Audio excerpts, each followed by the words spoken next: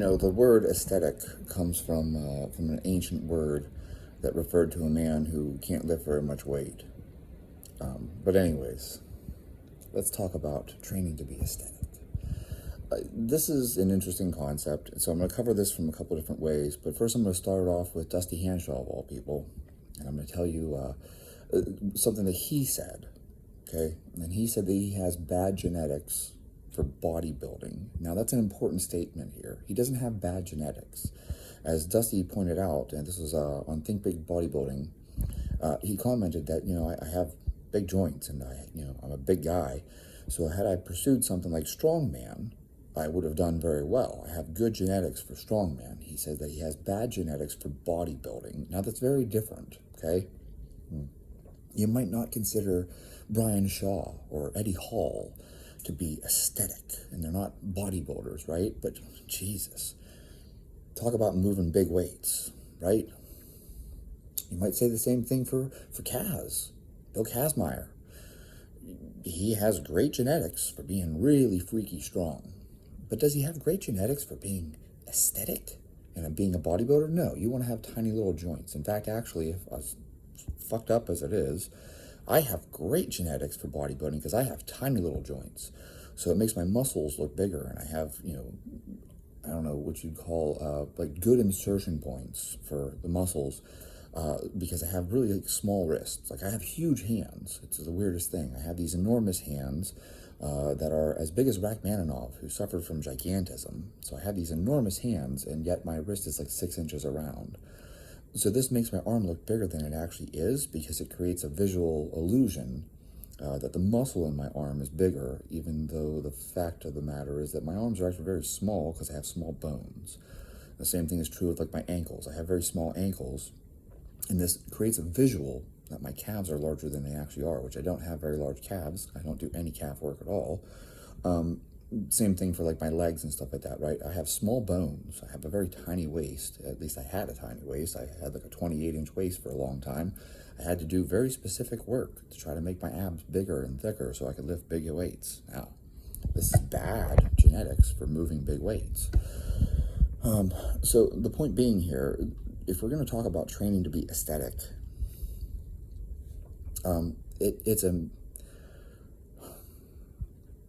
it's a term that doesn't really mean anything, does it? I mean, at the end of the day, what is aesthetic? It's like beauty is in the eye of the beholder. Are you talking about being aesthetic, like you want to look like Ronnie Coleman? Because someone else might not think that that's aesthetic. And in fact, actually, for a lot of you who are training and lifting weights to look better because you want to attract members of the opposite sex, women really don't look at Ronnie Coleman or Jay Cutler and think, oh, I want to sleep with that guy. He's really hot. Women are going to look at Brad Pitt in Fight Club and be like, that's sexy. You know that already. And you could look like Brad Pitt in Fight Club. All you got to do is develop a cocaine habit and start smoking cigarettes and starve yourself lean. You don't have to be very big. Now, Brad Pitt and Troy, different story. You're going to have to lift some weights.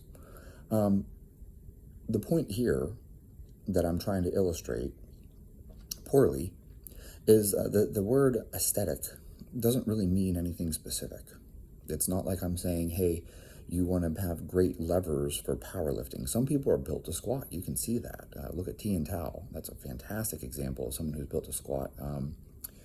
Toshiki Yamamoto, I think is his last name. I always just think of Toshiki. Another person who's built to squat, okay? But then they have guys that are built to deadlift.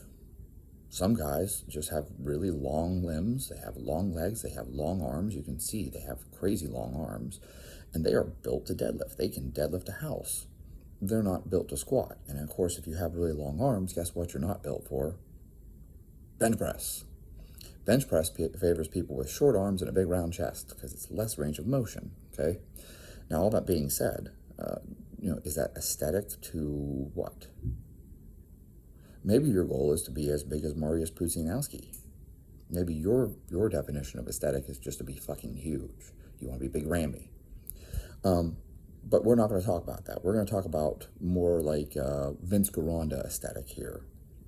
So I feel the need to define what we're discussing here.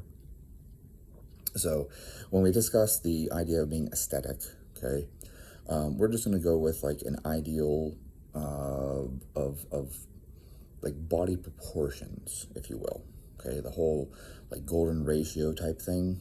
And so in that case, all right, we're going to talk about how you want to have big shoulders. So you want to do a lot of overhead pressing, actually.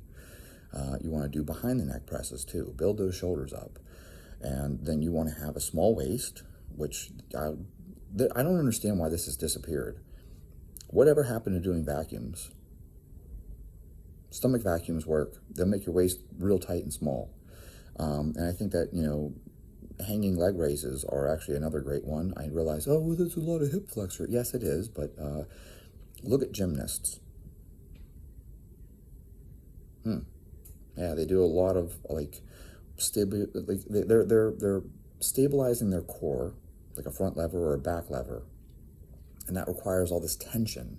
But they aren't like flexing back and forth over and over and over again. So things like stomach vacuums are actually really effective. L-sits are really effective at making your waist smaller because you have to tightly contract and hold that. Okay, and of course, I'm sure you want big arms, right? And take a look at gymnasts and let me know if you've ever seen a gymnast that had bad triceps. Do fucking dips. Lots and lots of dips. Hey, you know who recommended doing dips? Vince Gironda. And I'm not telling you have to follow everything that Vince Gironda says. The pullovers are certainly going to make your chest bigger. They do. Whether or not you want to do pullovers is a different story.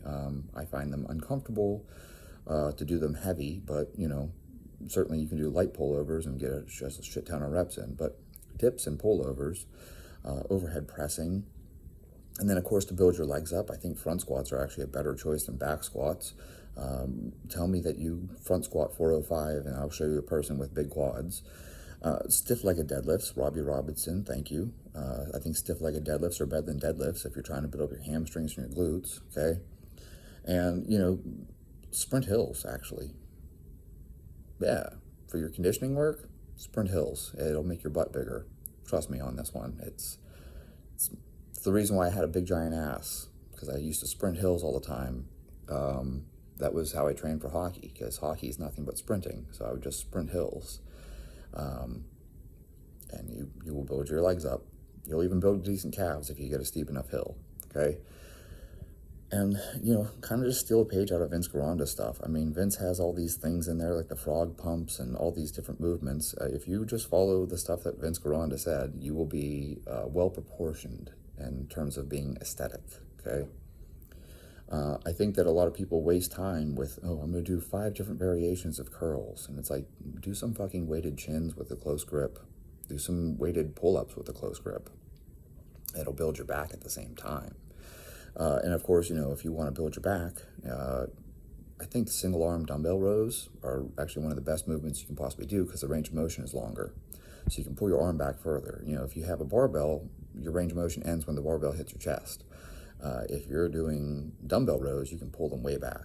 So, these are just some things to think about. There's no prescription here, but I'm trying to make the point to you that, if your goal is to be aesthetic, right, you want to have these proportions, you want to build up your shoulders. You want to have nice, big, wide shoulders, you have a good chest. Pullovers are fantastic. I actually think they're better than barbell bench press. Certainly dumbbell bench press is actually probably a better bench press variant because you can get deeper, right? Once again, just the same problem with the barbell row. Once the bar hits your chest, that's all the further your range of motion is. And then, of course, front squats and stiff-legged deadlifts to build your legs up, and those stomach vacuums to make your waist small, okay? And that will make you aesthetic from a standpoint of, these proportions, right? Wide shoulders, that X frame that they call it or something like that. But the question you have to ask yourself, is that going to make you a better athlete? Because some of you play sports, and you're not just training to look good. Is that going to make you a better athlete? And the answer is probably no. I actually had to make my waist thicker on purpose because I had a hard time squatting heavy weights. The thicker my waist is, the less aesthetic I am, but I can now move big weights. That might be something you might want to consider for your sport. It doesn't behoove me to do a shit ton of calf work. It makes no difference. It's not like doing a ton of calf work is going to put another 10 kilos on my clean or my snatch. So that's not very useful either. There's a lot of movements you need to think about in terms of your sport, right? But that's why we defined this whole thing, right? Are we training for strongman? Are we training for powerlifting? And what is aesthetic anyways? Now, I'm going to wrap this whole thing up here and tell you that no one really cares except for you and maybe some random guy on the internet, okay? I've had abs since I was 12 years old, and I assure you that it's not the magic thing you think it is. Girls do not care about your abs. By the time that she finds out that you have abs, you're already in the bedroom taking your clothes off, which means that she decided to sleep with you before she knew whether or not you had abs. Yeah. Now, I'm not a stupid person. I'm not a smart person either, but I'm not completely dumb, and I'm aware of the fact that I'm not a particularly good-looking guy, as all the women I've dated flat out let me know. And the thing is, this is what's awesome about being a guy. No one fucking cares. Women don't care. They really don't. You don't have to look like Brad Pitt. You don't. You could be a totally normal-looking guy. Women appreciate other things. They like the fact that you're confident, that you make them feel safe and secure. It's Maslow's hierarchy of needs. Women like men who are very assertive, productive, successful. These are things that are important. You can't possibly think that, Mick Jagger is a good-looking man, and yet Mick Jagger has no trouble with the ladies. Why? Because he's extremely confident. Something you might want to think about there. I don't think guys like Elon Musk have a hard time dating either, actually. I would imagine that he could probably pick up most women because he's very confident and he's also very successful and he's very assertive, right? You know what type of man I'm talking about. So this obsession with aesthetic, and you think it's going to help you pick up girls, I'm just going to throw this out there at the end of this whole thing that it isn't going to make a difference. But let's say you don't care and you are just focused on bodybuilding. And the truth is, just like Dusty Hanshaw pointed out, like, he doesn't have great genetics for bodybuilding. You might have great genetics for being big and strong. You might be built like Brian Shaw. Maybe someone out there is 7 feet tall and 400 pounds and you can pick up a goddamn house. That doesn't mean that you have the ideal aesthetics for bodybuilding. Look at Chris Bumstead or Flex Lewis. Flex Wheeler, for that matter. Some of these guys have great proportions. Like, they just have good insertion points. They have small joints. They have a very good bone structure to build off of. If you don't have that bone structure, then you can't alter bone. Like, if you had really narrow shoulders due to bone, there's only so much muscle you can pack on. And if you have really wide hips, like, there's only so much vacuum work and ab work you can do to try to pull your core in. You're still going to have wide hips. You're still going to have a wide pelvis. You have really big, thick wrists. Man, just go with it and use it to your advantage. Get strong and compete in powerlifting or something. Look at guys like Doug Young. Yeah, women are into that. They like that. They don't care if he has abs. He's a big, strong dude. Alex Bromley might have said it best. The world steps to you differently when you're big. And that's for damn certain. Yeah.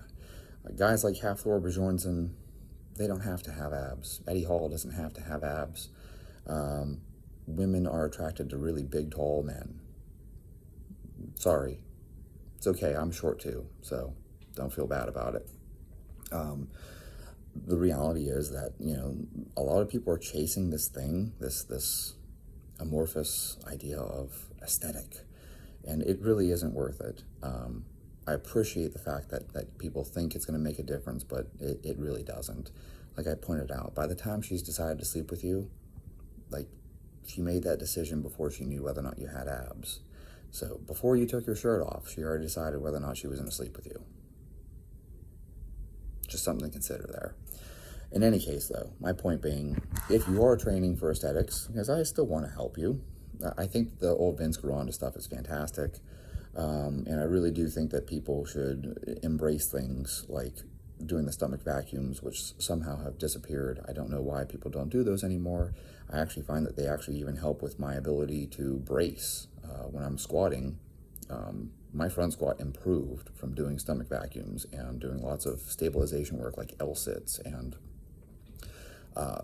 RKC planks even. That's another one. Side planks.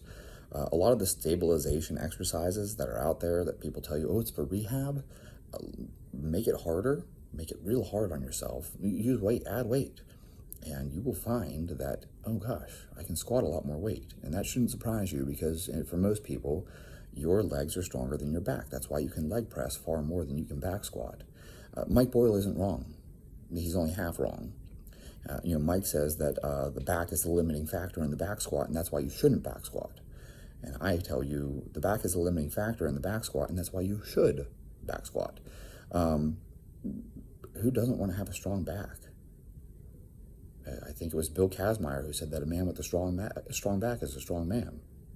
You should want to have a strong back. The majority of people have back pain during their lives.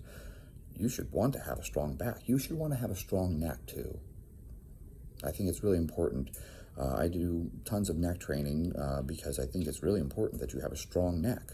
This minimizes the number of concussions that you'll suffer, especially if you are in combat sports, MMA, boxing, wrestling, judo, etc. You get thrown, and if you have a strong neck, you can stabilize your head so that your brain isn't just whipping around. So anyways, that's probably more than you wanted. I always over-deliver in these videos, don't I? You're welcome. I could rant on this for hours about all the different stuff you can do, but the basic takeaway from this whole thing is, if your goal is to be aesthetic, you want to make your shoulders as big as possible, make your legs nice and big, and have a small waist. It's really not that complicated. It's the whole golden ratio, X-frame thing that you've heard people banty about before. People talk about this all the time, and I think that Vince Gironda really, why reinvent the wheel? So I'd rather just tell you, go read his stuff, and it won't steer you wrong. So there you guys have it. That's training to be aesthetic, if that is your goal. But I will go ahead and say it one more time here. I don't think that that's a great goal for a lot of people, because if you don't have the bone structure for it, you can only make your shoulders so much bigger if you have small bones in your shoulders, and if you have a really large pelvis, you can only do so much work to make your waist tighter. You're better off just being you. Embrace it. So if you have good joints, I envy you, and just get as fucking big and strong as possible. That's what I would do if I had your bone structure.